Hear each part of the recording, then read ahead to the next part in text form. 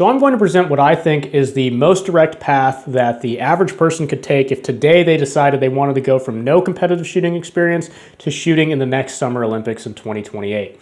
There are 12 Olympic shooting disciplines at the Summer Olympics, 6 for men, 6 for women. You have 2 rifle, 2 pistol, and 2 shotgun disciplines per sex, and some of them are essentially the same sport, with the only difference being whether the shooter is male or female. I personally believe the most accessible Olympic shooting sports, and probably just most accessible Olympic sports in general, are going to be pistol shooting, with a slight edge going to men and women's 10-meter air pistol rather than their respective 25-meter pistol disciplines. The reasons for this basically come down to cost and logistics. Now, I think it should go without saying that no matter what sport you choose, if you have international or Olympic aspirations, you will absolutely need some sort of a disposable income. But it should also be pretty clear that some sports require a lot more disposable income than others.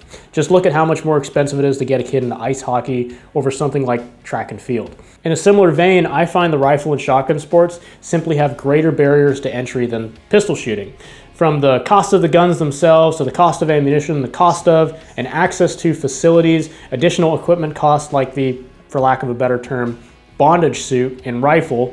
Then there's the logistics of actually moving that stuff around, and so on and so forth. Pistol doesn't allow any sort of additional supportive gear like a shooting coat like you would have in rifle, and there's only one position that you use in pistol shooting, which is standing straight up with one hand on the gun, so you don't have to deal with things like slings or kneeling rolls, and you don't have to dedicate time to mastering the different shooting positions like prone and kneeling. Everything I need to shoot an international style pistol match fits in the box that my air pistol came with. And the top of the line, I'm talking the very best air pistol, is going to be anywhere between $2,000 and $3,000. Now that might sound like a lot compared to more common firearms out there, but when we're talking about top of the line competition guns, it doesn't matter if you look at Olympic rifle or shotgun disciplines or pretty much any other shooting sport out there, $2,000 to $3,000 is on the lower end of cost, and that's by a significant margin. And these are production guns. You don't have to wait a year for them to be built. You can just go get one right now. And of course, you can sometimes get these used for significantly less than that. My air pistol I got used for about $1,500, and this is the model that was used to set the world record back in 2014.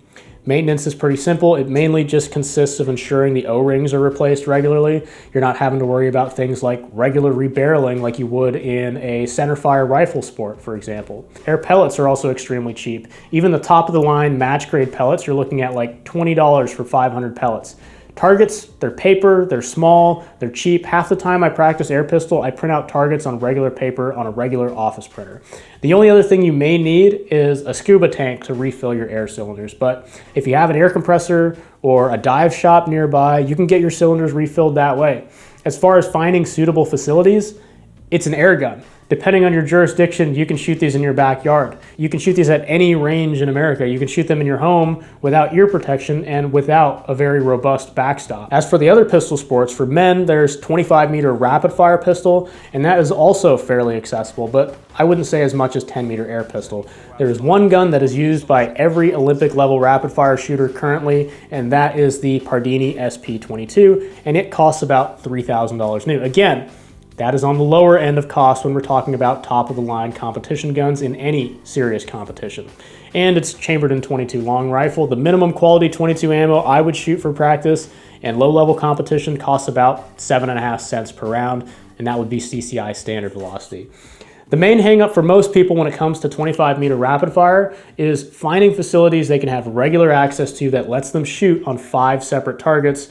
On most ranges, that's essentially cross-firing over multiple firing points, which is usually not allowed. The most straightforward way to set something like that up would be to rent out a tactical bay or 180-degree bay at a gun club or public range and set up 5 targets there with the proper Olympic spacing. If you can get something set up like that in your backyard, I think 25-meter rapid fire then becomes almost as accessible as 10-meter air pistol. Now, according to Keith Sanderson, who is a 5-time Olympian in that discipline and currently the only active rapid fire shooter in the USA, shooting world-class scores, most of your practice really doesn't need to be putting rounds down range on the exact 5-target setup. He says you can learn most of the positioning and transitioning between targets by dry firing at home on properly spaced, scaled targets. And you can learn the shooting pace by practicing on a single target at a regular square range. I think it goes without saying, however, that at some point in your journey, you will have to shoot on a properly set up range for practice and to see where you stand and just to get the reps in. The final pistol discipline is women's 25-meter sport pistol, and I would say this sport is probably the second most accessible sport behind air pistol. Unlike men's rapid fire, it requires only a single target, which means you can basically shoot this on any range. And with how the course of fire is structured, the number of shots fired within the time limits given, it enables a lot more pistols to be competitive than men's rapid fire. Pretty much any fixed barrel rimfire pistol with good sights and a good trigger would be competitive in 25-meter sport pistol. If you can shoot this sport in your backyard, or you can't find some place outside of a regular range to shoot an air pistol, then again, I would say women's 25-meter sport pistol becomes just as accessible as 10-meter air pistol. Regardless of what pistol sport you choose, the starting point is going to be the same and very inexpensive. Get a pistol, stand straight up with one hand out in front of you, and start dry firing against a blank wall. You're focusing on aligning the sights and pulling the trigger without disturbing those sights. If you don't have a real pistol, you can do the same thing with an airsoft gun or a replica. Now, when it comes to getting started in competition, I can make more specific recommendations. And if you're not an American, some of this can still apply, but I'll talk more on that in a bit. As an American, the best way to get started competing is to start shooting bullseye. Bullseye is the uniquely American version of traditional target shooting, where we shoot a 270 shot course of fire with a 22 caliber and a 45 caliber pistol. But you don't need a 45 caliber pistol to start competing. You can choose to shoot the entire course of fire with a 22 caliber pistol in a separate category called 22 only. The type of pistol I would recommend to get started with in competition is at minimum something like a Ruger Mark IV or a Browning Buckmark. Even if you're not interested in competing internationally and you're just interested in American Bullseye, I would still recommend you start with shooting the 22 only category. Now, the course of fire of American Bullseye is slightly different from international disciplines, but the fundamentals that you learn in Bullseye translate directly into Olympic disciplines, especially the 50-yard slow fire portion. If you want to find Bullseye matches, you can go to the CMP's competition tracker, as well as the Bullseye match map that the Bullseye community put together. Both of those will be linked below in the description. Even if you can't find a nearby match, it's extremely easy to practice these courses of fire on your own time at any local pistol range. It's also not nearly as difficult to find a small tract of land that you can set up a small rimfire pistol range on. You might even have that space available in your backyard or know someone that does. Now, suppose you look on the Bullseye map or the competition tracker and find out the nearest match to you is 2 hours away or more. If you really want to shoot at the Olympic level, you have to really want it. And if a 2 or 3 or 4 hour drive is stopping you from going to your first match and experiencing match pressure and starting your whole shooting career and meeting all these great people that are going to help you get better at shooting, how do you think you're going to cope with traveling abroad and competing in foreign countries like Brazil, China, Germany, California, etc.? If there really truly are no matches near you, save up some money and come to the national matches in July. That's at Camp Perry, Ohio. It's one of the oldest shooting traditions in America, and you'll meet more people who are more knowledgeable about shooting there than all of the instructional shooting material available online combined. You can also plan to head to some of the regional or travel games in Arizona, Alabama, North Carolina, etc. You can Google the CMP travel games for more information on that. There are also some NRA sanctioned events like the Desert Midwinter Championship in Arizona, plenty of state championships to shoot, and so on. These are usually multi-day or week-long events, so make an event out of it. That's also going to give you the right sort of experience when it comes to match pressure. In fact, it may even be better than getting spoiled by a local monthly match. I say that because knowing that single event is one of your few opportunities to compete in a real match, you're going to build that up in your head, and it's going to put pressure on you to perform, and learning how you react to that match pressure is an extremely important thing to learn. And of course, that's going to pale in comparison to an Olympic Games, which is once every 4 years. Simply practicing at home or locally is going to be great for building the fundamentals and building your skills, but that can all go out the window when you head to a match and you know there are no mulligans, there are no do-overs. Your score is going to be recorded and posted publicly for everyone to see. Some people react much worse to that than others, but everyone reacts to it. I don't care who you are. So you absolutely need to find out how you personally react to this sort of pressure and then learn how you can manage it. Now, of course, if you want to get into 10-meter air pistol, you should definitely get a good air pistol and practice with that. In addition to shooting American Bullseye, some good recommendations on the budget or starter side would be something like a Hammerly AP20 or a Baikal IZH46.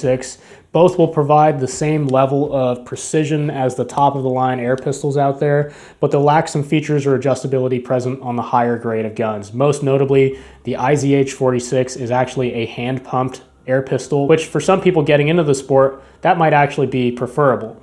But personally, I think it would be worth it to just go straight for a top-of-the-line air pistol if you're serious about competing. The most popular models out there are from Steyr and Marini, but Walther, Pardini, and Feinwerkbau also make air pistols of the same grade.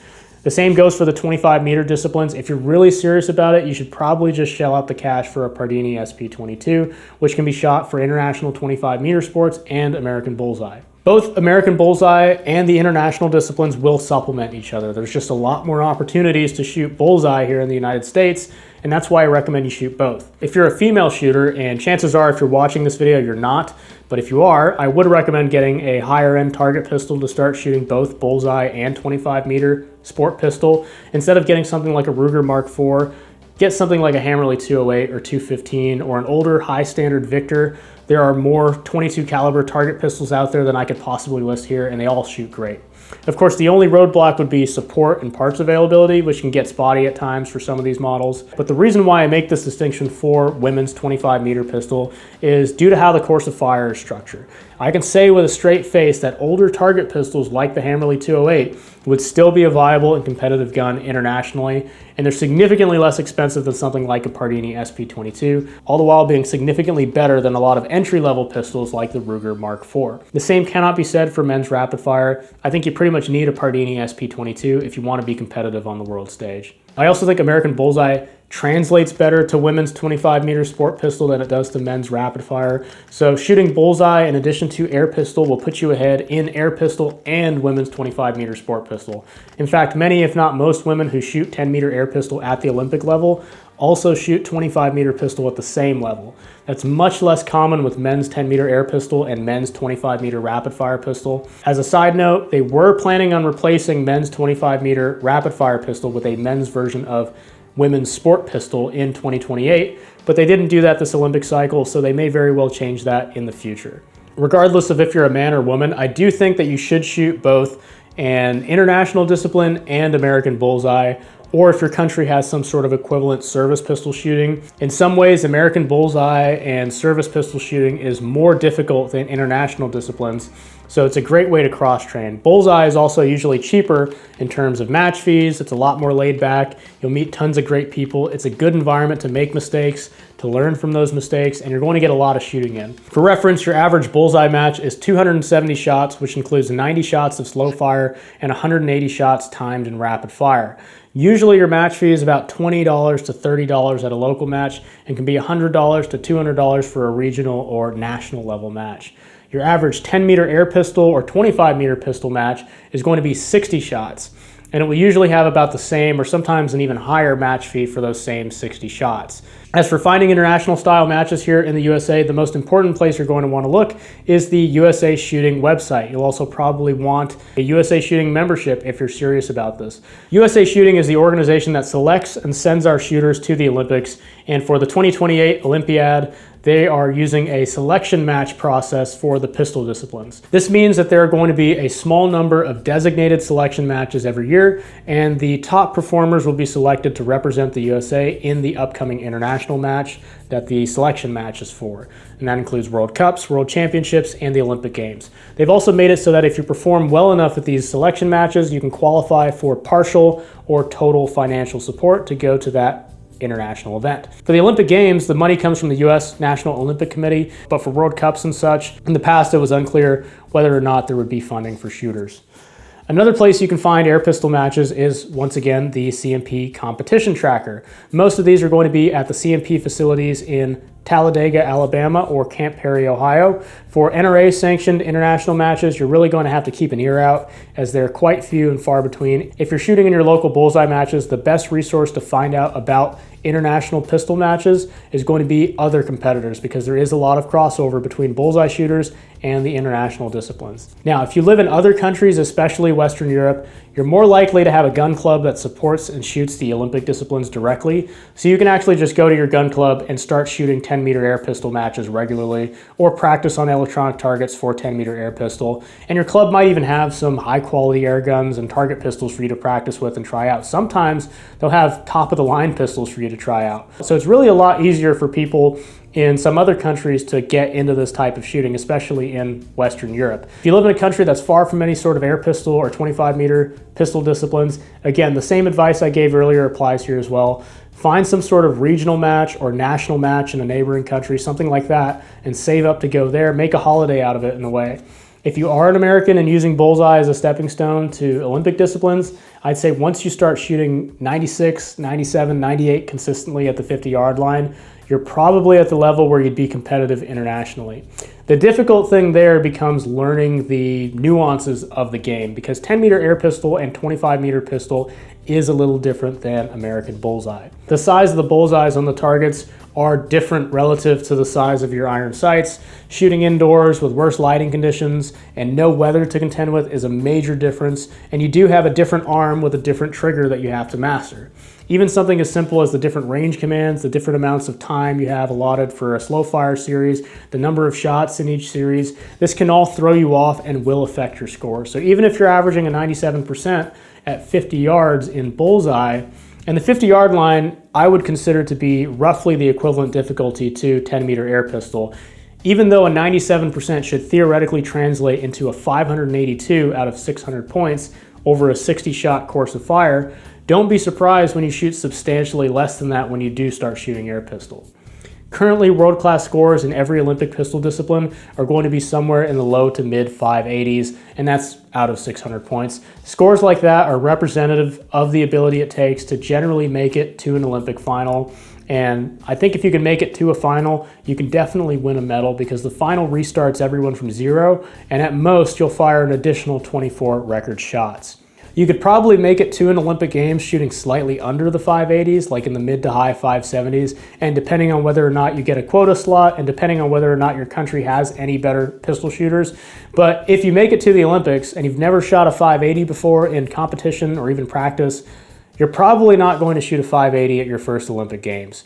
And just to put some reference on that, shooting a 580 in air pistol means putting at least 40 out of 60 shots into a 5.4 minute of angle group.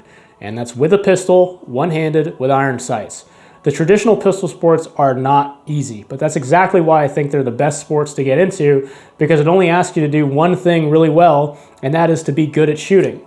So the same difficulty you experience is the same difficulty that everyone is experiencing. And you can have the best shooter in the world, a double world record holder, a shooter with multiple Olympic gold medals. You can have someone like that still shoot a 6 in an Olympic final. And that might be your opportunity to get past him, but then he can turn around and still win gold by shooting an absolutely legendary string of 10s all the way to the very last shot. And that literally happened in the 2016 Olympic final for men's 50-meter pistol. It's actually not uncommon to see some of these individuals who hold records and have Olympic medals shoot completely wild shots sometimes. And that's because of the unsupported nature of pistol shooting. You're standing straight up with one arm outstretched in front of you. So I think it's totally possible for someone to make it to the 2028 Olympics if right now they decided they wanted to, especially here in the United States where pistol participation has never been lower. But ultimately, there's only one way to make it to the Olympics, and that's by aggressively pursuing that goal. Practice, practice, practice, especially dry fire practice, going out and shooting matches, getting that experience, talking to the guys who are winning these matches and picking their brain, and most importantly, learning how to align your sights and break the shot without disturbing those sights.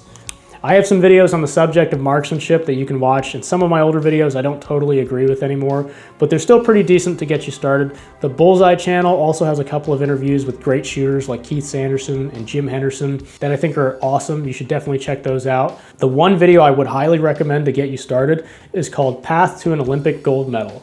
and that's in my marksmanship discussion playlist. It's from the 1960s and presented by Lieutenant Colonel Bill McMillan, one of the greatest pistol shooters in American history, the 1960 Olympic gold medalist in rapid fire. In fact, that was the last time America earned an Olympic gold medal in any pistol discipline, and unless we start doing some course correction, it will unfortunately stay that way. Now, in my next video, I'm going to go into the Olympic quota process and sort of the more granular details of how spots are allocated at the Olympic Games, because simply being the best shooter in your country doesn't mean that you're entitled to go to the Olympics. You generally have to earn a slot for your country first and then earn a slot for yourself, and that's why it's really quite an accomplishment simply to make it to an Olympic Games, not just medal. Anyways, thank you all for watching. Thank you especially to my channel members and Patreon supporters for supporting the channel directly. If you haven't checked out my Smith & Wesson K38 video, it's actually the latest video in my marksmanship discussion playlist, and it's probably the best video I've ever made. I'll have more long form videos for you all here soon. Thanks for watching.